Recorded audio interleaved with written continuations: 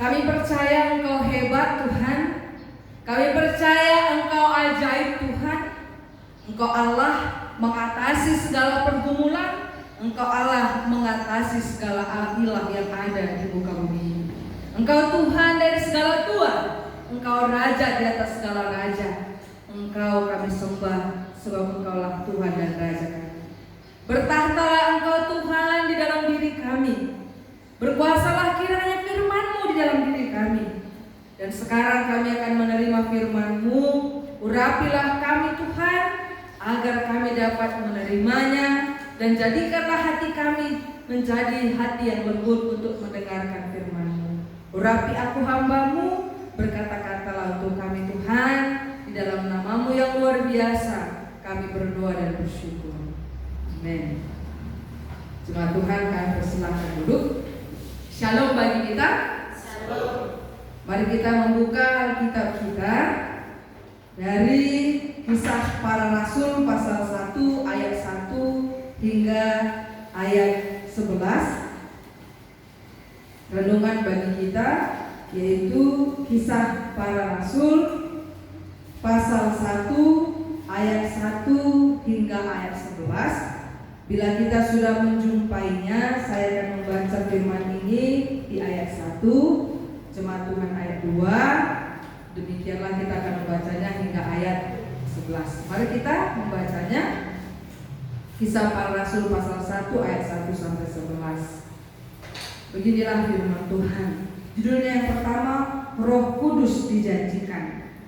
Hai Theophilus, dalam bukuku yang pertama aku menulis tentang segala sesuatu yang dikerjakan dan diajarkan Yesus sampai pada hari Ia berangkat. Sebelum itu Ia telah memberi perintahnya oleh Roh Kudus kepada rasul-rasul yang dipilihnya. Kepada mereka Ia menunjukkan dirinya setelah penderitaannya selesai. Dan dengan banyak tanda Ia membuktikan bahwa Ia hidup. Sebab selama 40 hari Ia berulang-ulang menampakkan diri dan berbicara kepada mereka tentang kerajaan Allah.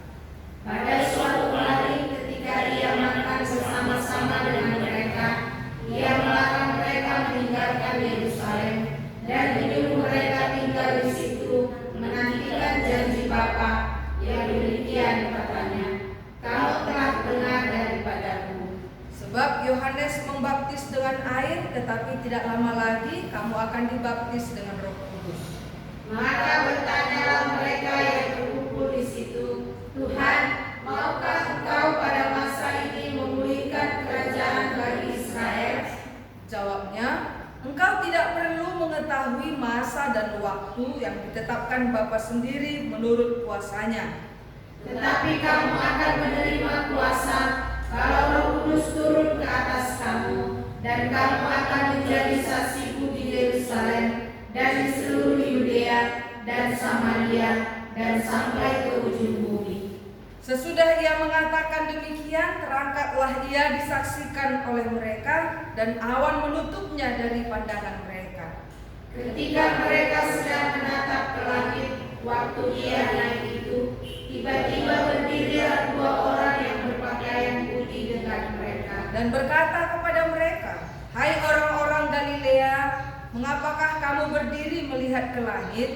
Yesus ini yang terangkat ke sorga meninggalkan kamu akan datang kembali dengan cara yang sama seperti kamu melihat Dia naik ke sorga."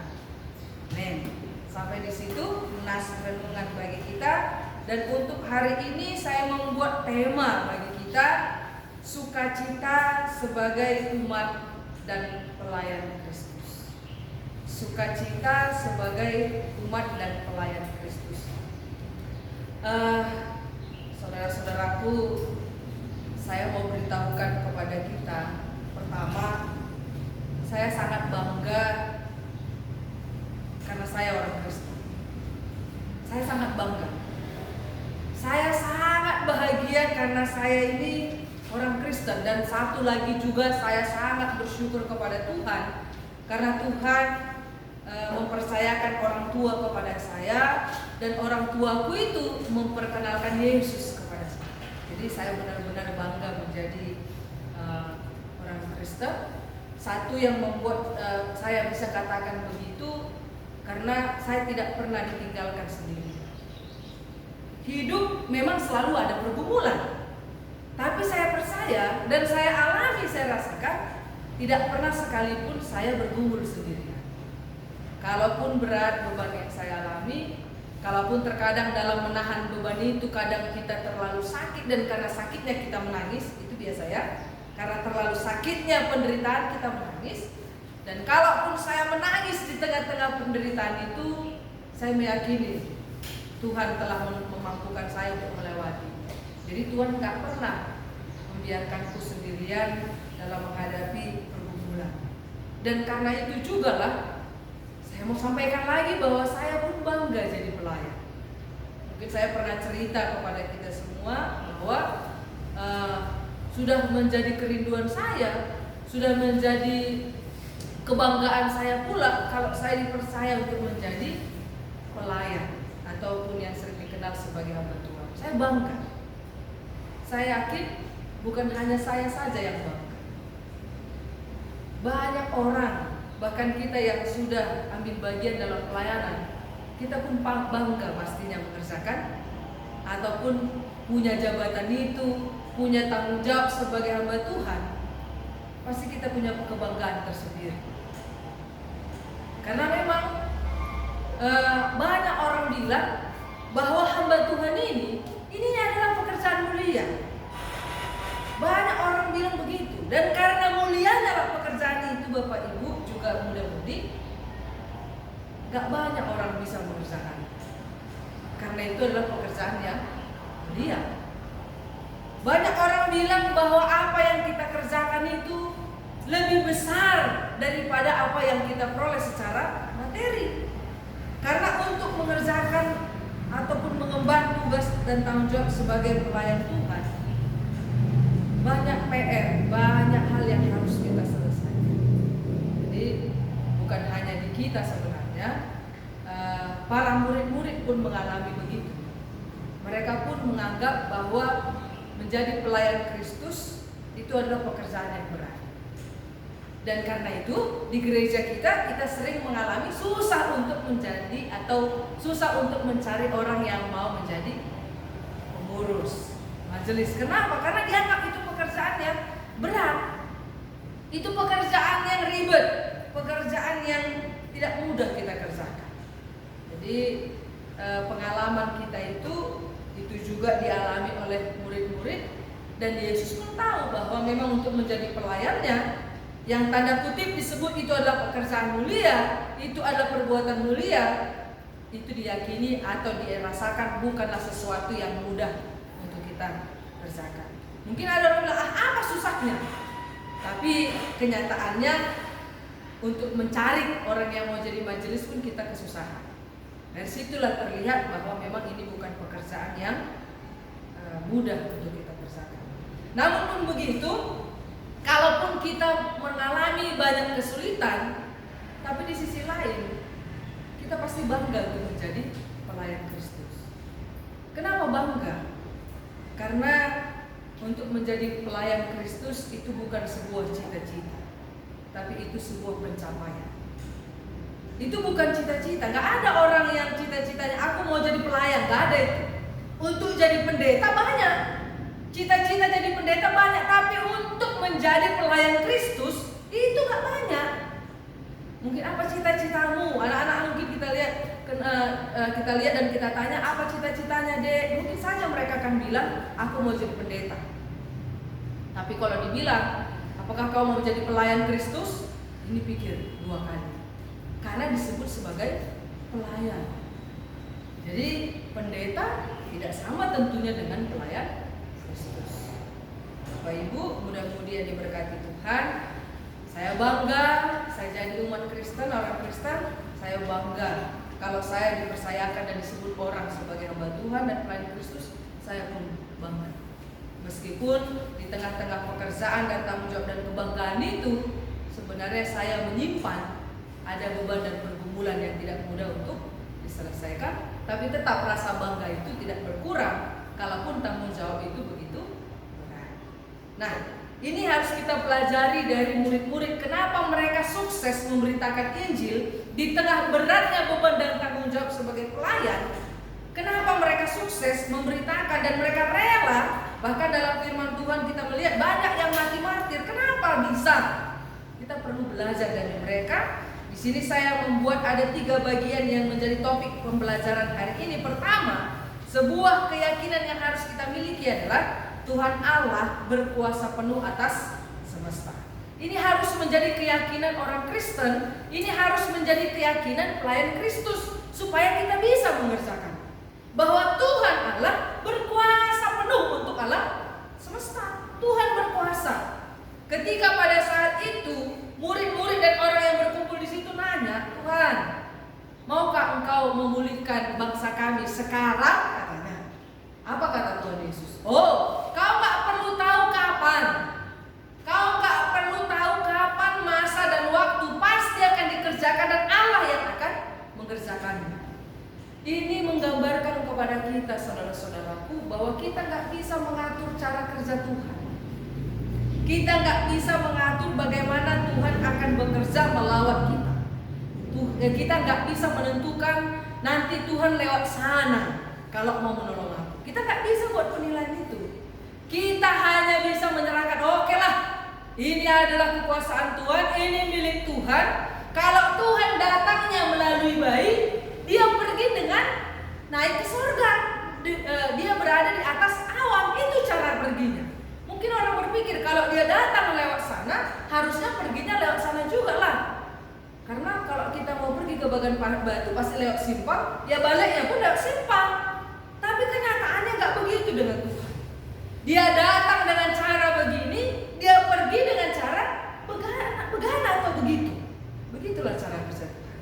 Jadi ini harus menjadi kebanggaan kita, ini harus menjadi sukacita bagi kita, saudara-saudaraku, bahwa Tuhan itu benar-benar berotoritas. Tuhan itu benar-benar tidak bisa kompromi dan tidak bisa dikompromikan oleh siapapun. Dia punya cara sendiri. Dia punya tindakan sendiri. Ini harus menjadi keyakinan kita. Apa yang dikerjakannya tidak bisa kita tebak-tebak. Apa yang akan dibuatnya juga tidak bisa kita tentukan dari mana dan bagaimana cara dia bekerja. Dan karena itulah, sebagai umat Kristen, sebagai pelayan Kristus, kita cukup menyerahkannya kepada Dia. Ini yang bisa kukerjakan Tuhan, di luar dari kemampuanku, Engkau yang akan mengerjakannya. Jadi Tuhan punya otoritas, Tuhan punya kekuasaan, Tuhan punya kekuatan penuh untuk semua yang ada di muka bumi ini. Dan karena itulah, jangan pula kita merengek-rengek. Sudah kita jadi pelayan atau sudah lama kita menjadi Kristen, kita menjadi seperti anak kecil yang cengeng, merengek-rengek ketika apa yang kita mau tidak terjadi. Itu gak boleh kita lakukan. Kenapa para murid sukses sebagai pelayan? Karena mereka punya keyakinan itu. Tuhan punya cara sendiri. Jadi kalau caraku tidak sesuai dengan cara Tuhan, aku ikhlaskan. Memang itulah cara Tuhan. Jadi kalau terjadi sesuatu dalam kehidupan kita tidak seperti yang kita doakan, tidak seperti yang kita pikirkan, jauhkanlah sikap cengeng dan merengek-rengek dari kita. Kenapa? Karena Tuhan punya otoritas penuh untuk apa yang ada di sekitar kita. Dia punya cara sendiri, dia punya tindakan yang tentunya apa yang dia buat, apa yang dia kerjakan pasti akan membuat kehidupan kita lebih mulia. Jadi kalaupun yang terjadi, kok begini Tuhan, kok begini Tuhan, mungkin orang yang tak bertuhan akan merengek-rengek. Kok kayak gini, gak betul dan Tuhan, itu yang akan terjadi. Tapi kita, orang-orang Kristen, orang yang menjadi pelayan Kristus, tidak akan merengek-rengek kalaupun yang terjadi tidak seperti yang kita. Jadi kita sebagai umat Kristen ini harus kita yakini supaya kita bisa juga menjadi orang yang bersukacita sebagai orang Kristen dan juga sebagai pelayan Kristus. Kemudian yang kedua, Bapak Ibu, yang harus kita imani dan juga yang harus perlu kita tahu, Yesus Kristus itu memperlengkapi murid-muridnya. Kenapa mereka sukses? Pertama, karena mereka itu punya keyakinan Tuhan ada dan Tuhan bekerja. Tuhan berotoritas. Yang kedua, kenapa mereka juga sanggup? Karena mereka yakin dan mereka merasakan Tuhan Yesus memperlengkapi mereka. Jadi Tuhan gak sembarangan sebenarnya mengutus muridnya untuk menjadi pelayan, mengutus muridnya memberitakan Injil, mengutus muridnya ke daerah-daerah. Tuhan tidak biarkan sendirian. Tuhan juga tidak biarkan mereka itu tidak punya modal. Maka itu dikatakan di dalam ayat 8, tetapi kamu akan menerima kuasa kalau Roh Kudus turun ke atas kamu. Jadi Tuhan memberikan kuasa kepada mereka, Tuhan memberikan kekuatan kepada mereka, sehingga mereka bisa melalui dan mengerjakan tanggung jawab. Sebagai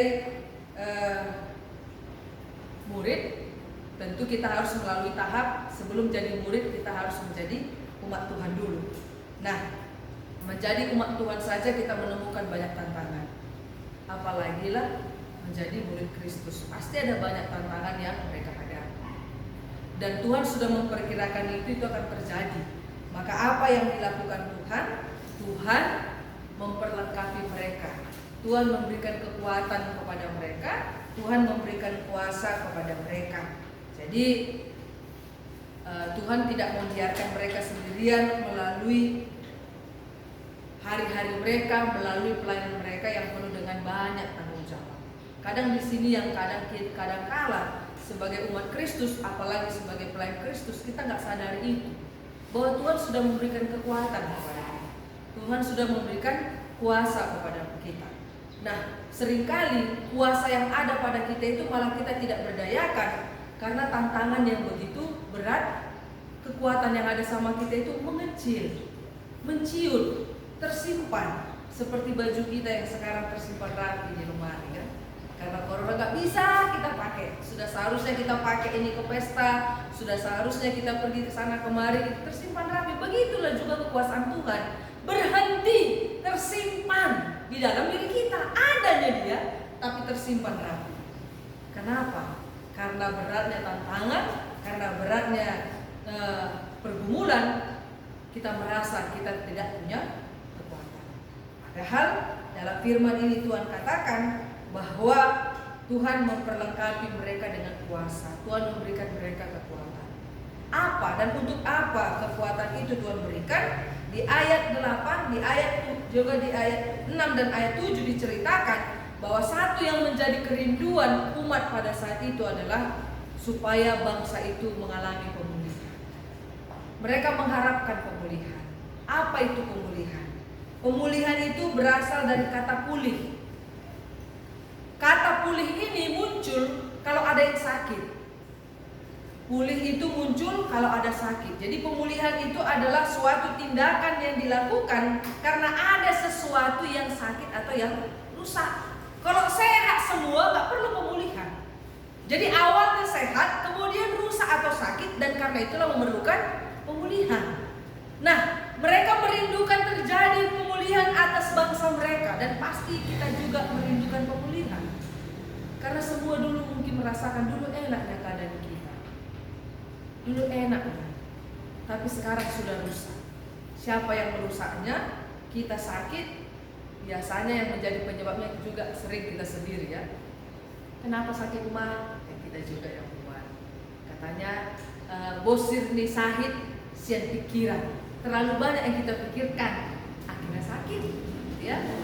Lalu kemudian kita terluka, ya, karena kita juga disuruh pakai jaket, ya, kita malah pakai baju buntung tangan, naik kereta-kereta ke sana kemari, jatuh, kita juga yang buat. Nah, mau siapapun yang buat sakit, tapi bukan hanya karena kita, ya, orang lain pun bisa membuat kita sakit.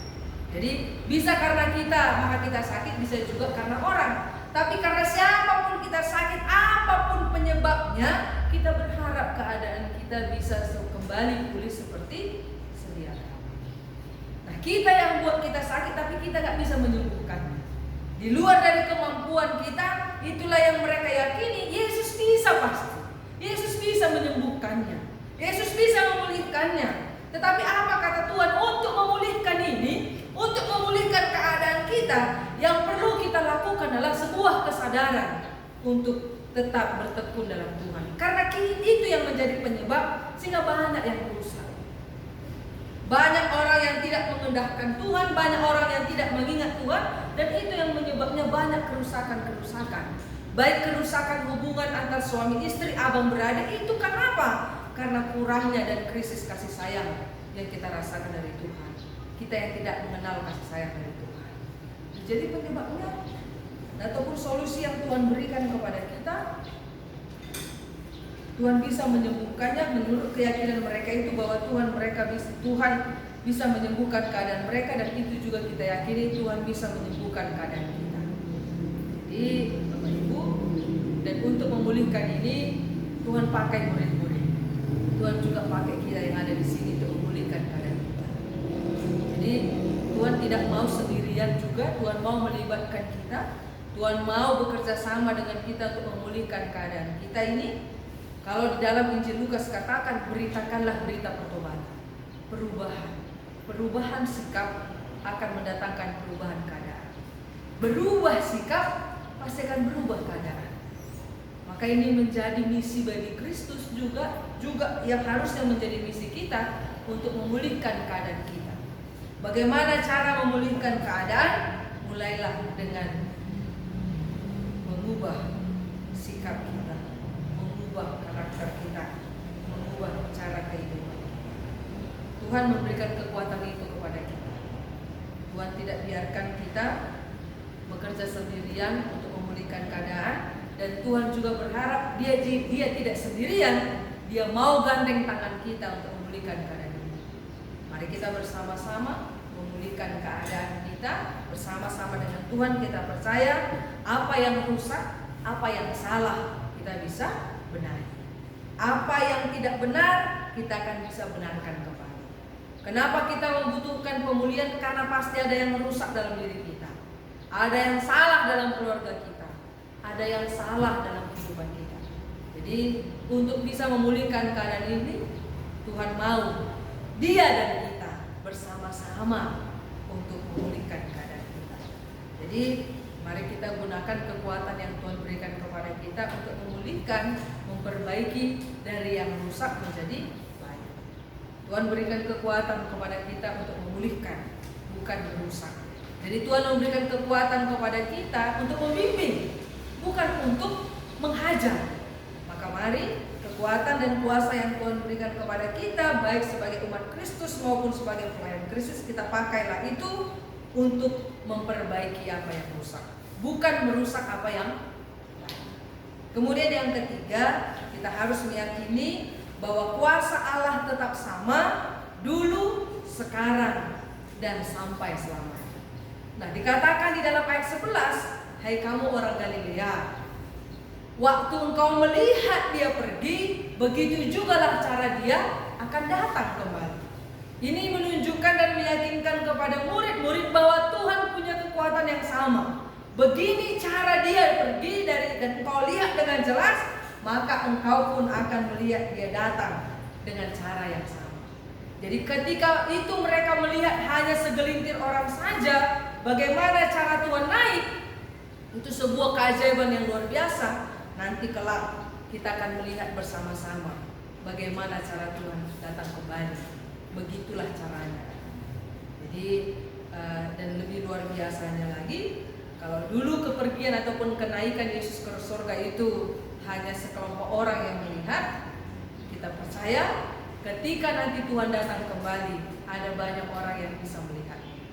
Karena pada waktu itu hanya beberapa orang saja yang mengenal Yesus. Sekarang sudah banyak.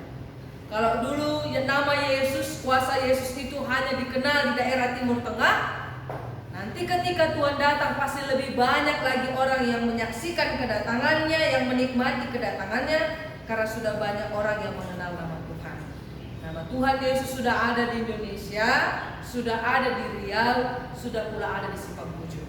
Maka kita percaya semakin banyak orang yang akan merasakan kasih sayang Tuhan, semakin banyak orang nanti akan merasakan kemuliaan. Jadi kuasa Tuhan itu tetap sama.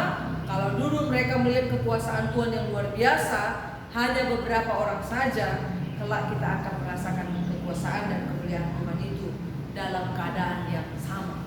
Jadi kekuasaan Tuhan tidak berubah dulu dengan sekarang. Dulu Tuhan bisa menyembuhkan. Kenapa sekarang Tuhan tidak menyembuhkan? Kuasa Tuhan tetap sama. Yang bedanya apa? Kekudusan orang-orang yang dulu tidak lagi dimiliki oleh orang yang sekarang. Sehingga kekuasaan Tuhan itu tidak seolah-olah kita rasakan tidak sama.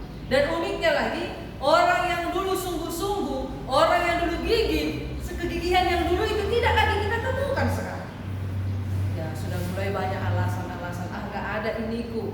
Jadi kalau dulu ada cerita satu pelayanan, mereka bilang, kami dulu selalunya kami kebaktian evangelisasi, walaupun kami nggak pakai lampu. Di mana nanti ada lampu apa itu yang di pompa pakai apa itu? Bukan. Di mana nanti lampu petromak? Disitulah pasti pertanyaan. Karena di tempat yang lain hanya lampu teploknya. Itu punang dadangnya kami. Oh ya, luar biasa lah itu. Sekarang udah PLN-nya. Dulu jalan kaki bisanya ditempuh. Sekarang tempat kereta, bablas anginnya kan. Sampai ke mana-mana. Jadi ketinggalan tempatnya. Jadi begitulah. Jadi kegigihan yang dulu, semangat yang dulu yang sudah tidak dimiliki orang sekarang, sehingga kita tidak merasakan kuasa Tuhan yang luar biasa. Jadi keberhasilan murid-murid itu diyakini dari firman Tuhan ini karena mereka punya kekuatan yang penuh kepada yang pertama, mereka percaya kepada otoritas Allah. Kedua, mereka merasakan Allah memperlengkapi mereka. Dan kemudian mereka benar-benar merasakan kuasa Allah yang luar biasa. Itu pun sebenarnya akan kita alami sekarang. Kesuksesan mereka akan juga menjadi kesuksesan kita kalau kita mengakui otoritas Allah dan kemudian kita juga merasakan perlengkapan Allah, kuasa yang diberikan kepada kita. Dan yang ketiga, kita yakin kuasa Allah terus bekerja. Maka pelayanan GMI Ebenezer tidak akan terganggu dengan corona. Semangat kita melayani pun tidak akan terganggu. Kenapa? Karena kita meyakini Tuhan yang naik adalah Tuhan kita yang kelak kita akan lihat dia datang di dalam kekuasaan dan kemuliaan. Jadi epistel kita telah luar biasa mengingatkan kita juga Bapak Ibu bahwa orang-orang yang kudus itu tidak disamakannya dengan orang-orang yang tidak kudus. Orang yang kudus takkan sama. Mungkin sekarang samar-samar dan tidak bisa kita bedakan mana yang kudus mana yang tidak. Tapi apa yang dikatakan dalam epistel, kepada orang-orang yang kudus dia akan memberikan bagian kemuliaan. Itu akan dia berikan. Amin. Tuhan, aku hambamu telah selesai berkata-kata. Tolonglah kami Tuhan agar kami tidak hanya mendengar saja dan tidak hanya memperdengarkan. Pakailah kami untuk bisa menjadi pelaku firman Tuhan. Karena kami tahu orang yang berbahagia adalah orang yang mau menghidupi firman-Mu dan melakukannya dalam kehidupan sehari-hari. Terima kasih Bapa, di dalam nama Yesus kami berdoa. Amin. Kita akan menutup ibadat kita. Jemaat Tuhan kami undang berdiri. Kita bernyanyi doa. Kepada Allah beri puji, serta kepada Al-Masih, Roh Kudus muliakan, berkuasa dan berkasihan. Amin. Terimalah berkat Allah. Tuhan memberkati engkau dan melindungi engkau. Tuhan menyinari engkau dengan wajahnya dan memberi engkau kasih karunia. Tuhan menghadapkan wajahnya kepadamu dan memberi engkau damai sejahtera sekarang dan selamanya. Amin.